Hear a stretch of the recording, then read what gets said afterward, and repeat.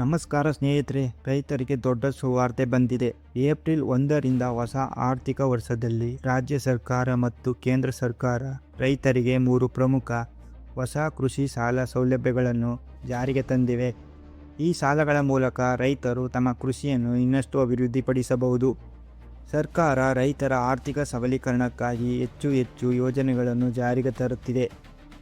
ಈ ಬಾರಿ ವಿಶೇಷವಾಗಿ ಪ್ರತಿ ರೈತರಿಗೂ ಉಪಯೋಗವಾಗುವಂತೆ 3 ವಿಧದ ಸಾಲ ಸೌಲಭ್ಯಗಳನ್ನು ನೀಡಲಾಗಿದೆ. ಇವು ಯಾವುವು, ಹೇಗೆ ಪಡೆಯಬೇಕು, ಎಲ್ಲ ಮಾಹಿತಿ ಈ ವಿಡಿಯೋದಲ್ಲಿ ತಿಳಿದುಕೊಳ್ಳೋಣ.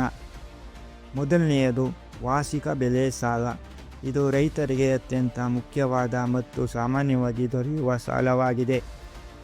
ಈ ಸಾಲವನ್ನು ರೈತರು ಬೀಜ ಖರೀದಿ, ಗೊಬ್ಬರ, ಔಷಧಿ ಮತ್ತು ಕೂಲಿ ವೆಚ್ಚಗಳಿಗೆ ಬಳಸಬಹುದು. ಈ ಸಾಲದ ವಿಶೇಷ ಏನೆಂದರೆ ಇದು ಕಡಿಮೆ ಬಡ್ಡಿದರದಲ್ಲಿ ಸಿಗುತ್ತದೆ. ಸಾಮಾನ್ಯವಾಗಿ 4% ಬಡ್ಡಿದರ ಇರುತ್ತದೆ.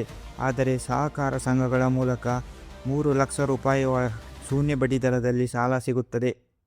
ಅಗತ್ಯ ದಾಖಲೆಗಳು: ಆಧಾರ್ ಕಾರ್ಡ್, ಪಹಣಿ, ಬ್ಯಾಂಕ್ ಅರ್ಜಿ. ಈ ಸಾಲವನ್ನು ಪ್ರತಿ ವರ್ಷ ನವೀಕರಣ ಮಾಡಬಹುದು. ಅದರಿಂದ ರೈತರು ಇದು ತುಂಬ ಅನುಕೂಲಕರ. ಎರಡನೆಯದು ಮಧ್ಯಮ ಅವಧಿ ಸಾಲ. ಈ ಸಾಲವನ್ನು ಜಮೀನು ಅಭಿವೃದ್ಧಿ ಕೆಲಸಗಳಿಗೆ ನೀಡಲಾಗುತ್ತದೆ.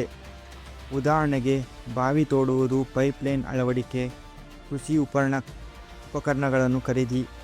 ಈ ಸಾಲದ ಅವಧಿ ಸಾಮಾನ್ಯವಾಗಿ 5 ವರ್ಷ. ರೈತರು 10 ಲಕ್ಷ ರೂಪಾಯಿಗಳವರೆಗೆ ಸಾಲವನ್ನು ಪಡೆಯಬಹುದು. ಅಗತ್ಯ ದಾಖಲೆಗಳು: ಪಹಣಿ, ಇಸಿ, ನೋ ಡ್ಯೂ ಸರ್ಟಿಫಿಕೇಟ್. ಈ ಸಾಲದಿಂದ ರೈತರು ತಮ್ಮ ಕೃಷಿಯನ್ನು ಮುಂದಿನ ಹಂತಕ್ಕೆ ತೆಗೆದುಕೊಂಡು ಹೋಗಬಹುದು. ಮೂರನೆಯದು ದೀರ್ಘಾವಧಿ ಸಾಲ. ಇದು ದೊಡ್ಡ ಮಟ್ಟದ ಕೃಷಿ ಅಭಿವೃದ್ಧಿಗೆ ನೀಡಲಾಗುತ್ತದೆ. ಉದಾಹರಣೆಗೆ ಭೂ ಸುಧಾರಣೆ, ದೊಡ್ಡ ನೀರಾವರಿ ಯೋಜನೆಗಳು. ಈ ಸಾಲದ ಮಿತಿ 20 ಲಕ್ಷ ರೂಪಾಯಿ ಅಥವಾ ಅದಕ್ಕಿಂತ ಹೆಚ್ಚು. ಆದರೆ ಈ ಸಾಲವನ್ನು ಪಡೆಯಲು ಜಮೀನು ಗ್ಯಾರಂಟಿಯಾಗಿ ಇಡಬೇಕು. ಇದು ರೈತರಿಗೆ ದೀರ್ಘಕಾಲದ ಲಾಭ ನೀಡುವ ಸಾಲವಾಗಿದೆ. ಇನ್ನು ಒಂದು ಮುಖ್ಯ ವಿಷಯ: ಜಮೀನು ಇಲ್ಲದ ರೈತರು ಹೈನುಗಾರಿಕೆ ಮತ್ತು ಮೀನುಗಾರಿಕೆಗಾಗಿ ಸಾಲ ಪಡೆಯಬಹುದು. ಸಹಕಾರ ಸಂಘಗಳ ಮೂಲಕ ಸಾಲ ಪಡೆದರೆ ಬಡ್ಡಿರಹಿತ ಸೌಲಭ್ಯ ಸಿಗುತ್ತದೆ.